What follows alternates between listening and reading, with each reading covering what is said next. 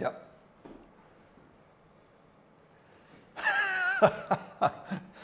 That was, once again.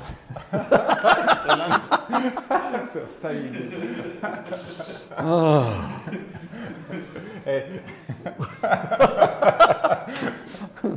Okay.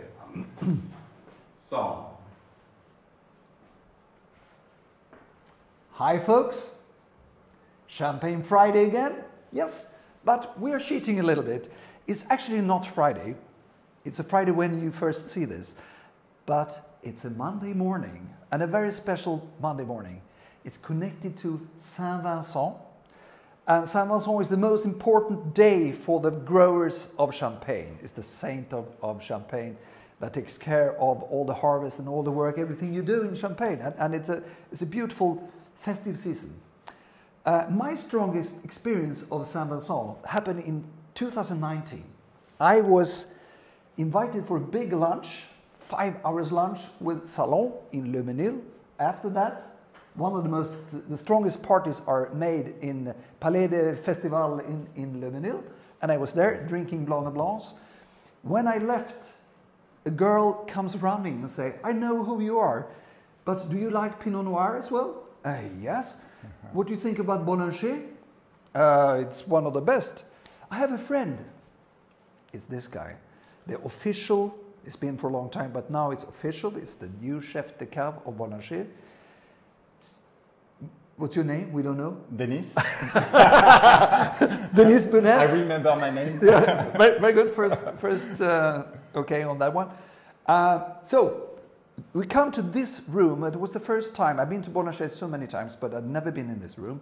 And this crazy guy, he says, "I read in your books that you like VVF, Vieille Vin Française, one of the best wines in the world."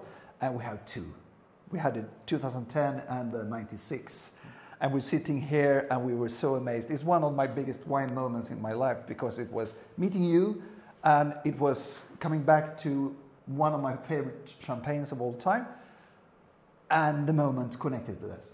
So we are back, Björn Stjerne behind the camera, and me, we're down just to go here and to go to Krug.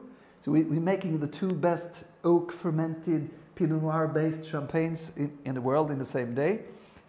And we are having a lunch with two vintages of BBF soon, and we just tasted the pre-launch. We don't want to show the vintage. It's a mysterious one. It's a mysterious one, and it's absolutely splendid. But the major reason for you is the launch of a new baby of RDs. It's the 2008. You know, it's a great vintage.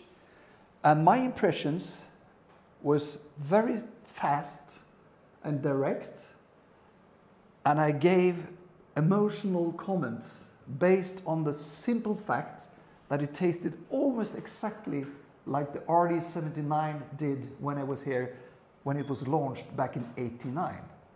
And then you say, I already prepared things similar to, because they are very similar. It's an absolutely splendid wine. You can read the tasting notes, of course, in Champagne Club.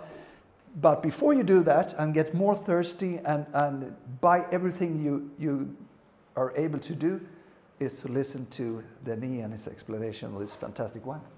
Yes, I think when you said emotional bond, that's exactly what is the purpose of our job as a cellar master, chief winemaker. It's to make this wine shared to the most people we can, and thanks to you, we have this possibility now to share the launch of RD02. Wait. You knew your name, but not the vintage. Yes, and probably O2 came into my mind because it was the first vintage I launched when I joined Bollinger 10 years ago. So it's a pleasure now to be here with you to launch the new edition of the vintage 08. And I think we were very surprised by this wine because, as you mentioned, when we tasted first, this one has a very characteristic RD notes with smoky aromas, grilled aromas, nuts aromas, which is wonderful at this stage of evolution. And this is typically what we search when we launch RD. is the tertiary aromas, the second kind of evolution of La Grande Année. And this one, this RD, is showing very well, and it's probably one of the best we ever had in the house. It is. I'm really agreeing, and especially my also first comment directly was that I've been tasting the La Grande Année 08 from all the time, following it since it was released, and it was beautiful from the start, but then it's been slightly closed and not as expressive, and the things you want, that you're searching for in an RD, sometimes they are not so obvious when you release the differences between the two, the first and the second step, but here it is. Yeah. Here it's so much more RD than it's the 08 characteristics. Exactly, it's more RD than 08, and the fact that you have this power, this purity, this freshness on the palate are really the key words for RD. Yeah. And in the top of that, we have a very special characteristic due to the time on lees, the 14 years of maturation on lees, with the grilled aromas, the nuts aromas. Yeah.